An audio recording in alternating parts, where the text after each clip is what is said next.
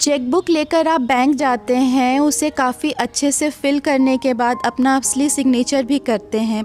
Signature करने के बाद आप जब उसे जमा करते हैं, उसके बाद आपको पता चलता है कि आपका चेक बाउंस हो गया और बैंक वालों ने चुपचाप आपके खाते से चार्ज के रूप में पैसे काट लिए हैं।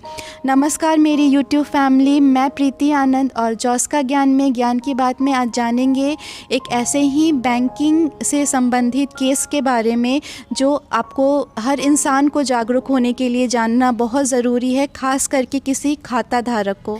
एक सुबह जॉनसन केपी नाम के व्यक्ति ने देखा कि उनके द्वारा जारी किया गया 1 लाख रुपए का चेक बैंक ने बाउंस कर दिया है। रीज़न बताया गया, signature not as per mandate. उन्हें यह बात समझ नहीं आई क्योंकि उन्होंने तो अपना असली सिग्नेचर ही किया था। उन्होंने सिर्फ इतना किया था कि सिग्नेचर के नीचे अपना नाम भी लिख दिया था, जिससे चेक देखने वाले को क्लैरिटी मिल सके। लेकिन इससे भी ज़्यादा हैरानी की बात तो यह है कि बैंक ऑफ इंडिया ने उनके अकाउंट से 295 रुपये चेक रिटर्न चार्जेस के नाम पर काट लिए, बिना एक भी लिखित रूल या पॉलिसी दिखाए। जॉयसन परेशान हो गए और वे बैंक ब्रांच जाकर बोले, मेरा सिग्नेचर तो असली है, तो मिसमैच कैसे हुआ? बैंक ने सहजता से कहा, सिग्नेचर वेरिफिकेशन तो चेन्नई में होती है, हमारी ब्रांच नहीं देखती। यह जवाब और भी ज़्यादा कंफ्यूजिंग और इररिस्पॉन्सिबल था। जॉयसन ने बैंक को लीगल नोटिस भेजा। बैंक ने तो रिप्लाई दिया, लेकिन ना कोई रूल बताया, ना ही कोई सर्कुलर दिखाया, ना ही ये बताया कि उन्होंने 295 रुपये चार्ज किस रिटर्न पॉलिसी के तहत काटा था। सिर्फ यह कह दिया कि मिसमैच हुआ है, चार्जेस एज पर रूल्स हैं, लेकिन रूल्स कहाँ हैं यह बैंक ने नहीं दिखाया। आखिरकार जॉयसन ने हिम्मत करके Thrissur consumer disputes redressal commission में अपना कंप्लेन दर्ज कर दिया। मामला गया कमीशन के प्रेसिडेंट श्री सीटी साबू, मेंबर श्रीमती सीरजा एस और मेंबर श्री राम मोहन आर की बेंच के सामने और जजमेंट आया 22 नवंबर 2025 को। कमीशन ने चेक और स्पेसिमेन सिग्नेचर की डिटेल से जांच की। उन्हें यह पता चला कि जॉयसन के स्पेसिमेन सिग्नेचर के नीचे नाम नहीं लिखा था, जबकि चेक पर सिग्नेचर के नीचे नाम लिखा हुआ था। बैंक को यह अंतर ऑब्जेक्शनेबल लग सकता था, इसलिए कमीशन ने साफ कहा कि चेक डिसऑनर करना बैंक की गलती नहीं थी, क्योंकि सिग्नेचर में कंफ्यूजन था।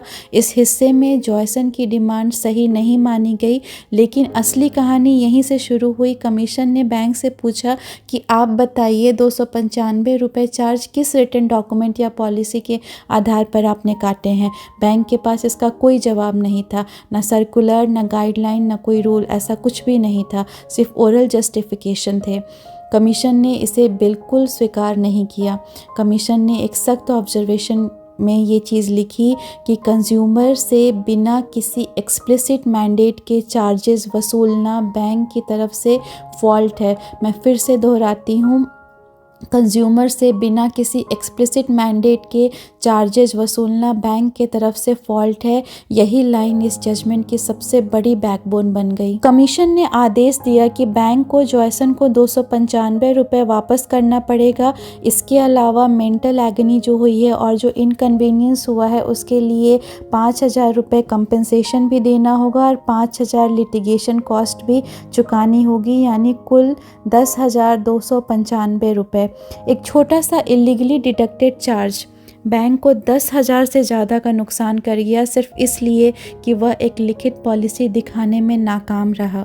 ये कहानी हर कंज्यूमर को ये सिखाती है कि कोई भी बैंक बिना रिटन रूल्स के, बिना सर्कुलर और बिना किसी ट्रांसपेरेंसी के आपके अकाउंट से चार्जेस नहीं काट सकता। अगर कभी ऐसा हो तो आप पूछ सकते हैं, आप लीगल नोटिस भेज सकते हैं और हक होने पर कोर्ट से कंपनसेशन भी पा सकते हैं।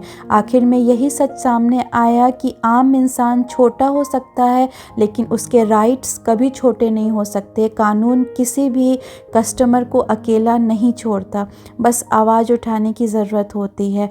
अगर आप ऐसे ही रियल लीगल स्टोरीज़ और कंज्यूमर राइट्स और भी अपने राइट्स से जागरूक होना चाहते हैं, उसे सीखना चाहते हैं, मेरे साथ लेमैन से लेकर लॉमैन तक का सफ़र तय करना चाहते हैं, तो प्लीज़ मेरे इस चैनल को सब्सक्राइब कीजिए। जितना ज़्यादा हो सके लोगों से शेयर कीजिए, मेरे इस वीडियो को लाइक कीजिए और प्लीज़ प्लीज़ प्लीज़ कमेंट कीजिए।